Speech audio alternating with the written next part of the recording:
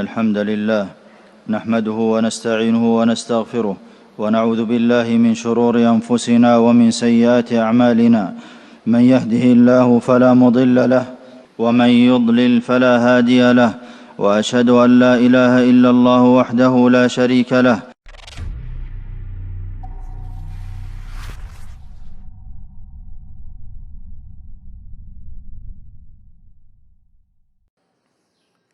الحمد لله حمدا كثيرا طيبا مباركا فيه كما يحب ربنا ويرضى، وأشهد أن لا إله إلا الله وحده لا شريك له في الآخرة والأولى، وأشهد أن نبينا محمدا عبده ورسوله، اللهم صل وسلم عليه سلاما كثيرا تسليما كثيرا.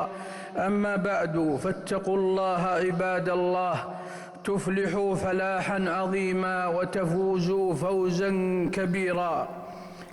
Wahai hamba Allah, di antara penyakit lisan yang paling berbahaya dan paling berpotensi untuk menghanguskan, menghabiskan amalan kebaikan seorang adalah ghibah, mengunjing orang lain. Allah Azza wa Jalla telah berfirman, dan janganlah kalian mengunjing antara satu dengan yang lainnya. Adakah seorang di antara kalian yang suka memakan daging saudaranya yang sudah mati? Maka tentulah kalian merasa jijik kepadanya. Dan Allah Azza wa Jalla telah berfirman, dan celakalah setiap pengumpat lagi pencela. Dan di antara tafsiran Al-Humazah, pengumpat adalah yang memakan daging manusia. Ghibah bagaikan petir yang menghanguskan amalan kebaikan seorang. Oleh karenanya Ibnul Mubarak pernah berkata, jika aku harus menggibahi seorang, maka aku akan menggibahi orang tuaku, karena merekalah yang lebih berhak dengan pahala amalan kebaikanku. Dan Amr bin As radhiyallahu anhu pernah melewati bangkai keledai. Maka ia berkata kepada temannya, kalaulah seseorang memakan bangkai keledai ini hingga perutnya kenyang, maka itu lebih baik dari ia memakan daging sesama muslim. Wahai saudaraku se-Islam, larangan dalam melukai kehormatan orang muslim sama halnya dengan melukai darah dan hartanya. Hal tersebut sesuai dengan sabda Nabi SAW ketika Haji Wada, yang mana beliau bersabda, bertakwalah kepada Allah dan jauhilah penyakit lisan dan penyakit anggota badan yang lainnya, karena dampaknya sangatlah buruk dan dosanya sangatlah besar. Oleh karenanya Nabi SAW telah bersabda, yang disebut dengan muslim sejati adalah orang yang selamat orang muslim lainnya dari lisan dan tangannya. Apa itu ghibah? Ghibah adalah engkau menyebutkan aib dari saudaramu, apa yang dia benci, baik dalam keadaan dari segi fisiknya, agamanya, dan dunianya.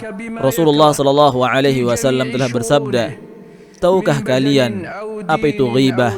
Mereka menjawab, Allah dan Rasulnya yang lebih tahu. Dan ia pun berkata, engkau menyebutkan kejelekan saudaramu yang dia tidak suka untuk didengarkan kepada orang lain. Wahai saudaraku, perkara ghibah, menggunjing, sangatlah berbahaya dan berisiko. Maka jagalah lisan kalian dari bersinggung kehormatan kaum muslimin yang lainnya, dan jauhilah dengan sejauh-jauhnya ghibah, menggunjing dan menyebut aib-aib mereka. Allah Azza wa Jalla telah berfirman, tidak satu ucapan pun yang diucapkan melainkan ada di dekatnya malaikat yang mengawasi, yang selalu hadir. Nabi SAW selalu menyampaikan betapa beratnya dosa ghibah. Ketika aku sedang di Mi'raj, aku melewati suatu kaum yang memiliki kuku-kuku dari tembaga yang sedang mencakar-cakar wajah dan dada-dada mereka. Maka aku bertanya, siapakah mereka wahai Jibril?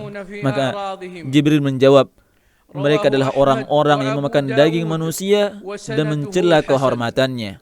Dan dari Aisyah radhiyallahu anha, beliau berkata, wahai Rasulullah, cukuplah menjadi bukti bagi kalian, bagimu, kalau ternyata Sofiyah memiliki sifat demikian dan demikian. Salah seorang periwayat hadis menjelaskan maksud ucapan Aisyah, yaitu bahwasannya Sofiyah itu adalah orangnya tidak tinggi. Oleh karenanya Nabi SAW bersabda, sungguh engkau telah mengucapkan sebuah kalimat yang seandainya dicelupkan ke dalam lautan, maka niscaya akan merubahnya. Imam Nawawi rahimahullahu taala mengatakan bahwasannya hadis ini mengandung peringatan yang paling kuat akan ghibah dan banyak dalil-dalil peringatan terhadap ghibah mengunjing ke dalam dosa yang besar. Oleh karenanya wajib bagi setiap muslim untuk menjaga lisannya dan menyibukkan diri dengan aibnya sendiri daripada aib orang lain. Nabi SAW telah bersabda, bukankah manusia itu dilemparkan ke dalam neraka dengan wajah yang tersungkur, tidak lain disebabkan apa yang dihasilkan dari lisan-lisan mereka. Dan di antara wasiat Rasulullah SAW, barang siapa yang beriman kepada Allah dan juga hari akhir, maka hendaklah dia berkata baik atau hendaklah dia diam.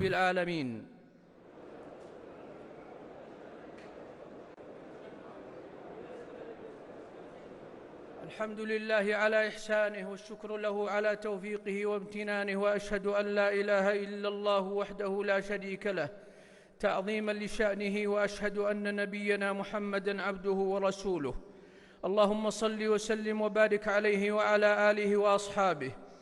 Amma ba'du fa ya ayyuhal muslimun. Wahai kaum muslimin, sesungguhnya telah diwajibkan bagi setiap muslim yang mana tak kala dia mendengarkan ghibah seseorang, maka hendaknya dia berusaha untuk menolaknya, maka hendaknya dia berusaha untuk mengingkari perkataannya dan menegurnya. Dan apabila dia tidak mampu, maka hendaknya dia meninggalkan majlis tersebut. Allah Azza wa Jalla telah berfirman, dan apabila mereka mendengar perkataan yang tidak bermanfaat, mereka berpaling daripadanya dan mereka berkata, bagi kami amalan-amalan kami dan bagimu amalan-amalanmu, kesejahteraan atas dirimu. Kami tidak ingin bergaul dengan orang-orang yang jahil. Dan beliau SAW telah menasihatkan, siapa yang membela kehormatan saudaranya saat di dunia, maka Allah akan menyelamatkan wajahnya dari siksa api neraka di hari kiamat kelak. Hadis Tirmizi, dan beliau mengatakan hadis ini adalah hadis hasan.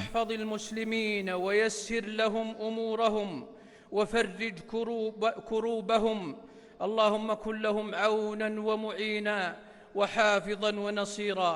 اللهم اشف مرضاهم وارزقهم الهدى والتقى والعفاف والغنى.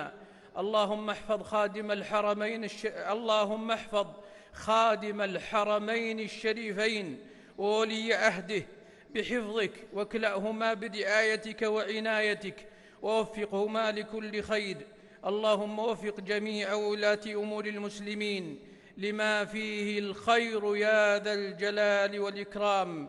اللهم أصلح الأحوال وسدد الأقوال والأفعال يا ذا الجلال والإكرام. عباد الله، أكثروا من الصلاة والسلام على النبي الكريم في هذا اليوم العظيم. وآخر دعوانا أن الحمد لله رب العالمين، وصلى الله وسلم على نبينا محمد.